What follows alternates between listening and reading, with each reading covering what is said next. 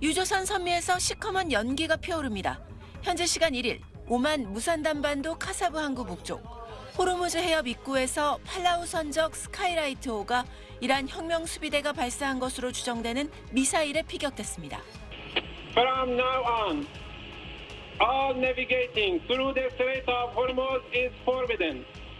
이란 국영TV는 이 선박이 불법 통과를 시도하다 공격받았으며 현재 침몰 중이라고 보도했습니다. 오만 해양안보센터는 이 배에 승무원 20명이 타고 있었고 이 공격으로 4명이 다쳤다고 전했습니다. 오만 수도 무스카트 북쪽에선 석유 제품 운반선 한 척도 미확인 발사체에 맞아 기관실에서 폭발이 일어났습니다. 이 폭발로 기관실에 있던 승무원 1명이 숨졌습니다.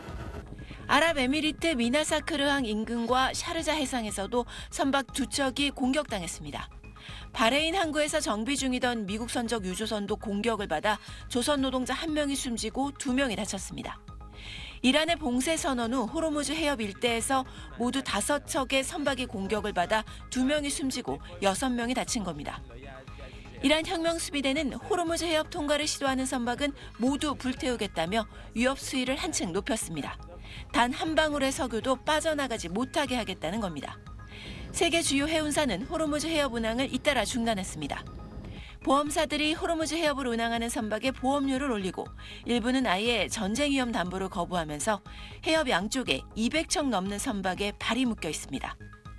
전 세계 해상 원유 교역량의 5분의 1이 지나는 이 해협이 사실상 막히면서 사태가 장기화할 경우 이곳에서 원유 대부분을 공급받는 아시아 시장, 특히 우리나라 에너지 수급도 타격이 불가피한 상황입니다.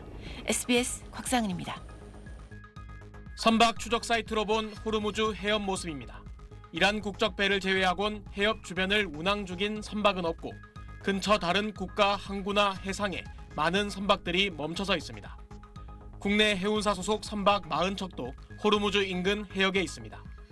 정부가 해협 진입을 금지했지만 이미 26척은 해협 안쪽 페르시아만에 들어가 있는 상태입니다. 컨테이너선 한 척이 두바이 항에 접안되어 있고요. 향후 상황을 지켜보고 선박 운행 여부를 결정할 예정입니다.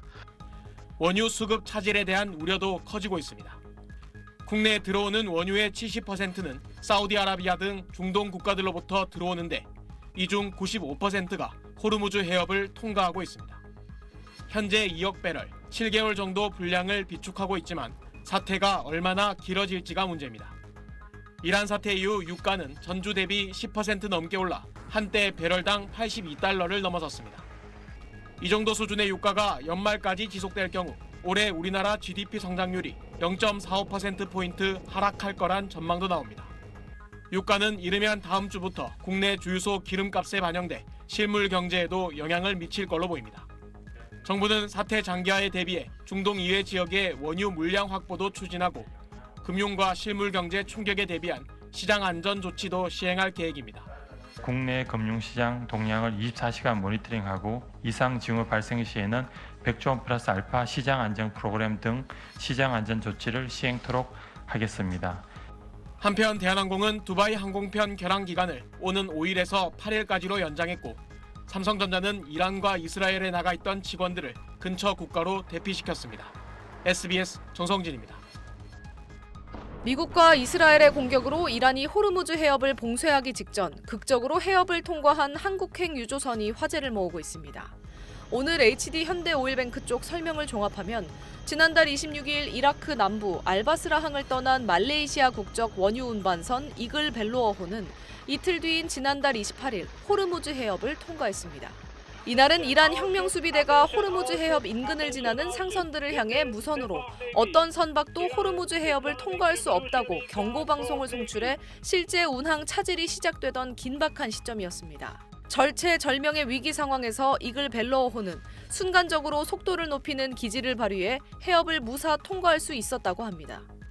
페르시아만과 오만만을 연결하는 좁은 해협인 호르무즈 해협은 주요 중동 국가들의 핵심 해상 수출입 통로로 전 세계 해상 운송 원유의 약 20%가 통과하는 걸로 알려져 있습니다. 이글 벨로어호 같은 초대형 유조선이 통과할 수 있는 구역은 모두 이란 영해에 맞닿아 있습니다.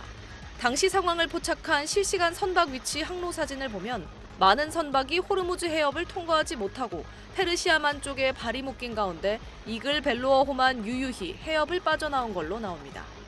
이 사진은 소셜미디어를 통해 확산하며 누리꾼들의 이목을 끌고 있습니다. 이글 벨로어호의 목적지는 충남 서산 대산항입니다. HD 현대오일뱅크가 원유 수송을 위해 계약한 선박으로 원유 200만 배럴을 싣고 있습니다. 한국의 하루 원유 소비량 280에서 290만 배럴에 맞먹는 수준의 물량입니다. 이글 벨로어호는 오는 20일 선적 원유를 대산항에 하역한 뒤 인근 HD 현대오일뱅크 공장에서 정제 과정을 거칠 예정입니다. SBS 김민정입니다. 오늘 오전 10시 기준 서울 지역의 리터당 평균 휘발유 값은 어제보다 27원 오른 1,916원을 기록했습니다. 서울 휘발유 가격이 1,900원대를 넘어선 건 3년 7개월 만입니다. 전국 평균 가격도 1,856원까지 올랐습니다. 경유 가격은 더 많이 올라 서울 기준 리터당 1,934원으로 역시 3년 3개월 만에 1,900원대에 진입했습니다.